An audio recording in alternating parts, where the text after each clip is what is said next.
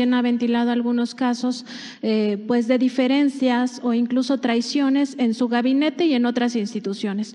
Está el caso, por ejemplo, del exfiscal del caso Ayotzinapa, que se ventiló aquí, el caso de los ministros propuestos por su administración, Juan Luis González Alcántara Carrancá y Margarita Ríos Farjat, que traicionan al movimiento de la Cuarta Transformación, o por lo menos a esa voluntad de ir limpiando la Suprema Corte, se alían con la derecha, con el conservadurismo al interior de la Suprema Corte, particularmente con su presidenta Norma Piña. Están también los casos de los dos primeros secretarios de Hacienda que incluso estuvieron boicoteando acciones de su gobierno, y también el caso de funcionarios corruptos que desviaron 6,000 millones de pesos de Segalmex. Todos estos casos se han revelado en esta conferencia. Preguntarle, presidente, además también los casos de corrupción en aduanas, preguntarle si hay traiciones más graves que haya detectado usted, cuáles serían estas, y también cómo se puede lograr que esto no se repita.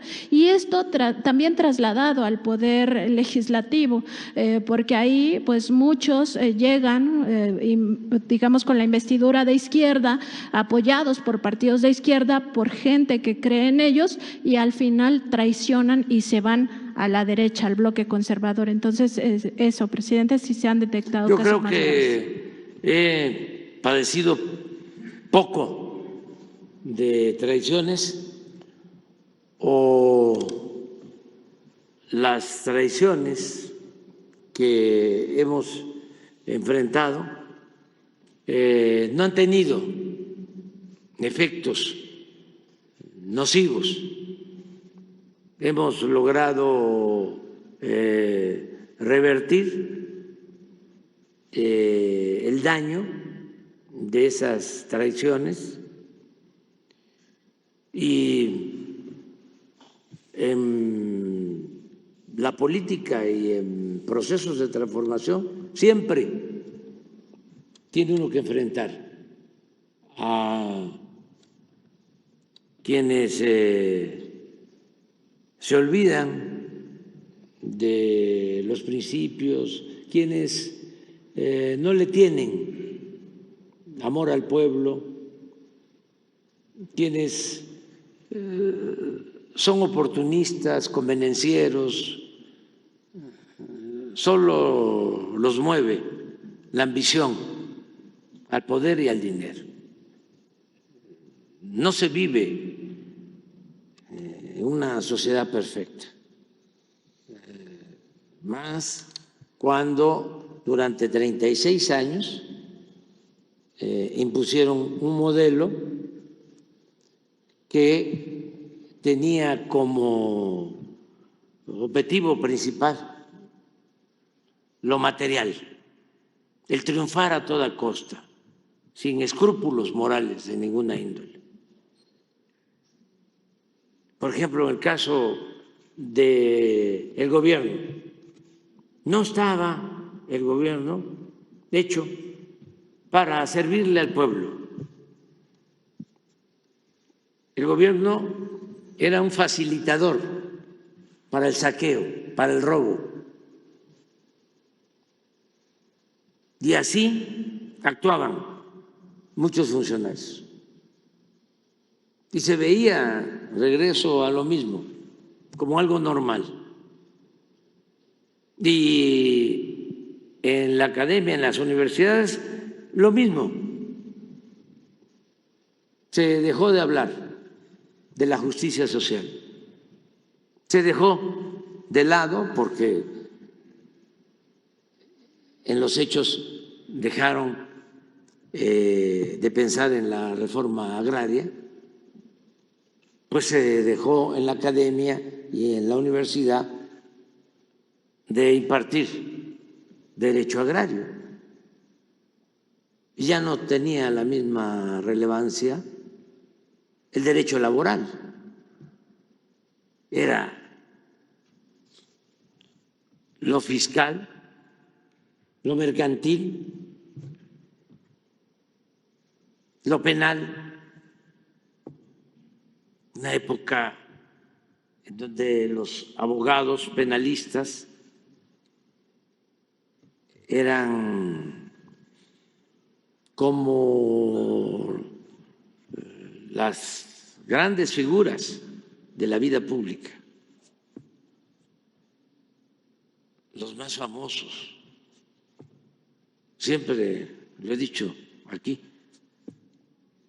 los trajes más elegantes, las joyas, los carros más elegantes,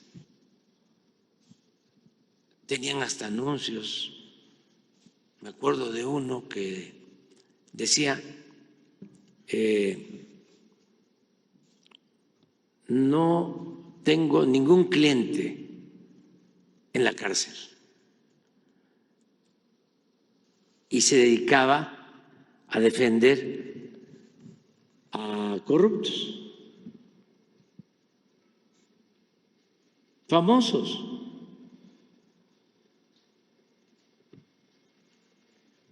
Entonces, siempre hay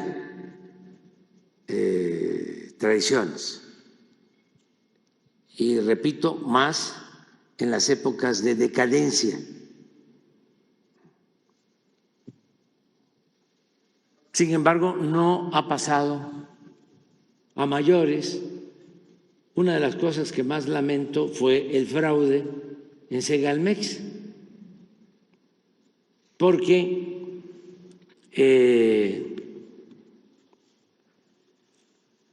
era una nueva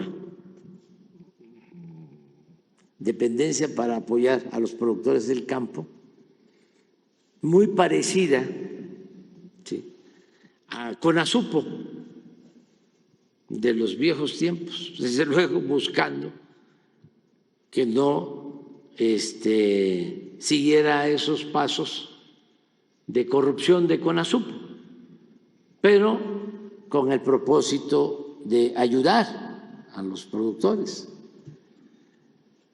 Entonces, en sus tiempos Conasupo fue muy combatida, ¿sí?, por los caciques, por los acaparadores, los coyotes, porque jugaba un papel de adquirir las cosechas.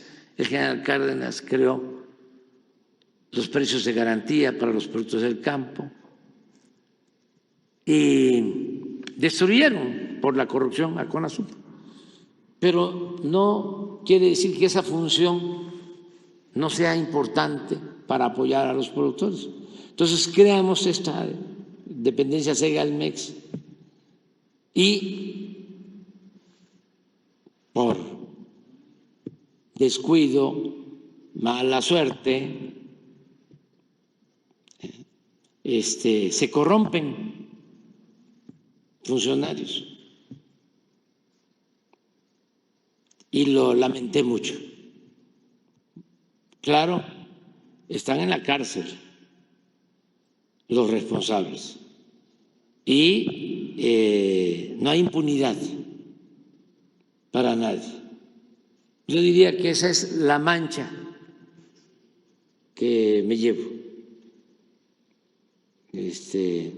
Aún cuando enfrentamos esa corrupción sin tolerancia de ningún tipo. Se recuperó el dinero, también eso se tiene que informar. Antes de que yo me vaya, va a venir aquí a informar sobre eso el secretario de la Función Pública. Pero es un caso aislado. No hay nada que haya significado, como era antes, ¿sí?, un acto de corrupción mayor o muchos actos de corrupción, como sucedía en los anteriores gobiernos. Por eso puedo sacar el pañuelo blanco no hemos permitido la corrupción de nadie, y las traiciones pues no han hecho mella. En el caso de Hacienda, pues traían una política apegada al Fondo Monetario Internacional, al Banco Mundial. Recuerden ustedes que durante todo el periodo neoliberal, desde 1983 hasta el 2018, México no elaboraba con apego a nuestra realidad un plan de desarrollo. Los gobiernos de México se dedicaban a cumplir con las recomendaciones que enviaban los organismos financieros internacionales. Ellos ponían la agenda. ¿De dónde surge lo de las reformas estructurales? Antes las cartas de intención, luego las reformas estructurales, pues de los organismos financieros internacionales, y no solo se aplicaban en México, se aplicaban en todo el mundo.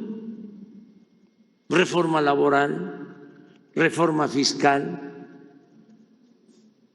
reforma educativa, reforma energética. Era en México y en Argentina y en España y en cualquier país. Era el mismo guión, la misma agenda. Entonces, por primera vez en 40 años, nosotros tenemos un plan de desarrollo propio, en donde en la agenda lo que está en primer lugar es el combate a la corrupción, en segundo lugar la justicia, en tercer lugar la austeridad republicana, en cuarto lugar detener la privatización, defender los bienes del pueblo de México, de la nación, no permitir que nos saqueen como lo hicieron durante todo el periodo neoliberal. Y es nuestra agenda y ha tenido buenos resultados. Pero los que venían, no es poca cosa, una influencia de 36 años. Siempre comparo lo que sucedió cuando el Porfiriato. Fueron 34 años y no pudo la revolución, que fue profunda, acabar con todas las prácticas porfiristas, sobre todo en el terreno político. Se avanzó en lo económico, se avanzó en lo social, pero en lo político no. ¿Quién creó lo del tapado? Porfirio Díaz. ¿Y hasta cuándo se mantuvo el tapado? Pues hasta después de la revolución. Casi todos los presidentes posrevolucionarios fueron destapados por el presidente en turno. Pero ¿dónde surge esta práctica? En el porfiriato. Y la revolución no pudo quitar esta práctica. El dedazo, ¿de dónde surge? Del porfiriato.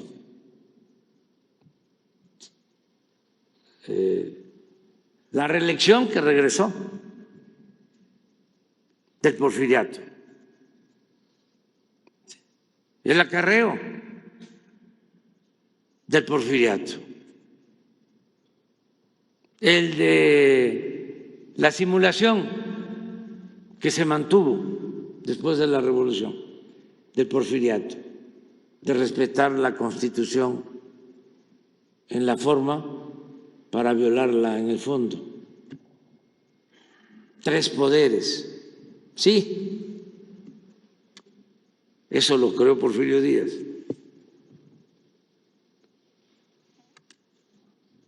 Pero el poder de los poderes era él. No había división ni equilibrio entre los poderes. Es hasta ahora. ¿Ustedes creen que en el sexenio anterior al nuestro se rebelaban los ministros? No, porque yo llegué aquí para transformar y no quise hacer ningún tipo de enjuagues políticos.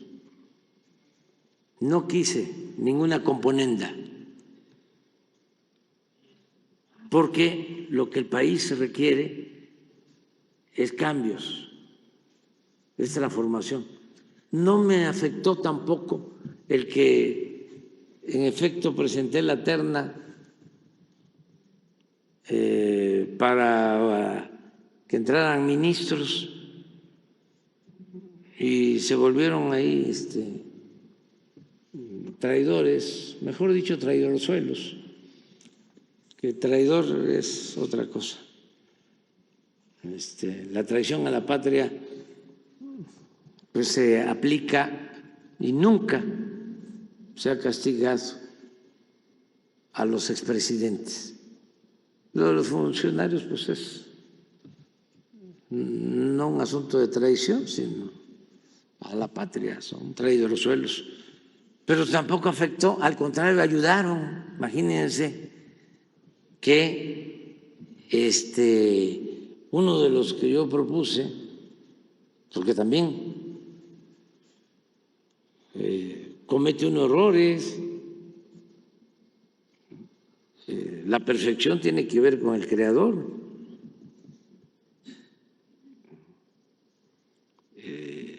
Uno está expuesto a equivocarse. Además, así es la condición humana, ¿no? Uno de los que propuse fue el que en su casa de Las Lomas se reunió o hizo posible la reunión del presidente del PRI con la presidenta de la Suprema Corte. Imagínense el favor que nos hizo.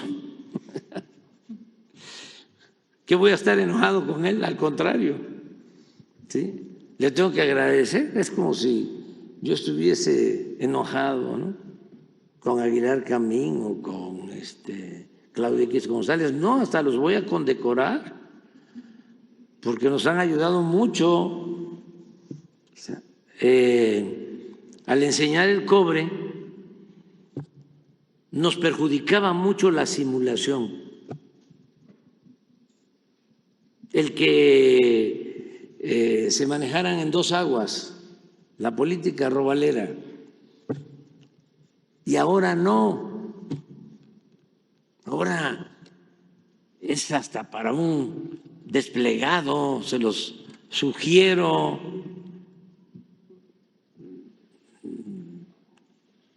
De abajo firmantes, hablando de que está mala su subrepresentación, ¿cómo le llaman? Sobrerepresentación, ¿sí? Y que hay que violar la Constitución. Pues la Constitución establece una fórmula, pero a ellos ya no les gusta. Entonces, ¿por qué no hacen un manifiesto y lo firman todos? Ya para terminar de quedarse como el rey va desnudo, despojarse ya de todo, ¿no? Entonces, no hay que preocuparse cuando hay traiciones, no hay que preocuparse cuando hay campañas de calumnia, esto para los jóvenes, no hay que preocuparse tanto cuando hay respuesta de los grupos privilegiados, incluso hay que estar muy consciente de que en esta tarea, en este proceso de transformación, se tienen que pagar cuotas de humillación.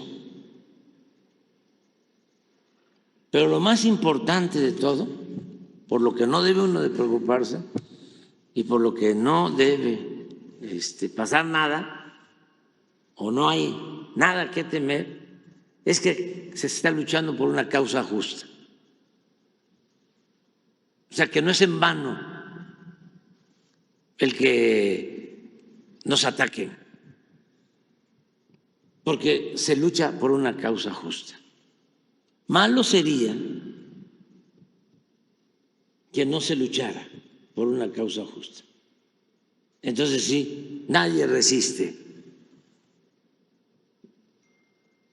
Si se busca transformar, hay que luchar por una causa justa, hay que estar pensando en el pueblo y hay que hacer de la vida pública una línea recta y poner por delante la honestidad.